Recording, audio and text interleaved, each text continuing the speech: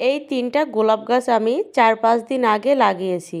তো গাছ ৩টা লাগানোর পর হিউমিক অ্যাসিড গোলানো পানি ছাড়া কিন্তু অন্য কোনো খাবার আমি এতে দিইনি। তো গাছগুলোর রুট ট্রিটমেন্ট আজ থেকে শুরু করব।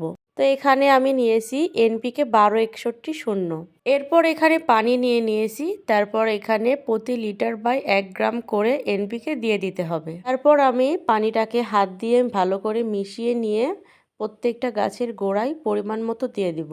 এনপিকে ১২৬১-০ এটা কিন্তু গোলাপ গাছের নতুন শিকড় ছাড়তে সাহায্য করে। তো এখানে আমি প্রত্যেকটা গাছের গোড়ায় দিয়ে দিচ্ছি। তাছাড়া নতুন গাছ লাগানো বাদেও কিন্তু আমি পুরনো যে সকল ছোট ছোট গাছ আছে ওগুলোতেও কিন্তু আমি দিয়ে দিব।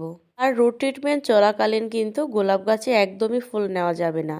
কলি হলে কলির রং আসার পর কলিটা কিন্তু কেটে দিতে হবে। তো আমার বাগানে ছোট যে সকল গোলাপ গাছগুলো ছিল ওগুলোতে আমি ১২৬১-০ দিয়ে দিয়েছি। আর এই যে এই বড় গাছগুলোতে এখন দিব এনপিকে ২০-২০-২০।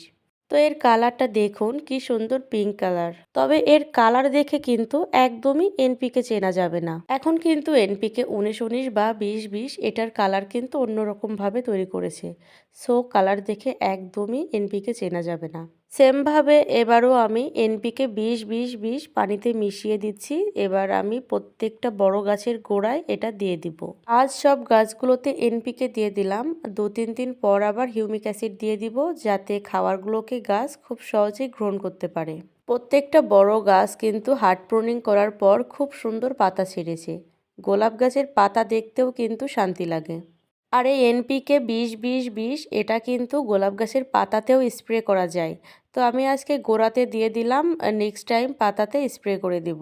তো চলুন আজকের মতো এতটুকুই, টাটা, বাই বাই।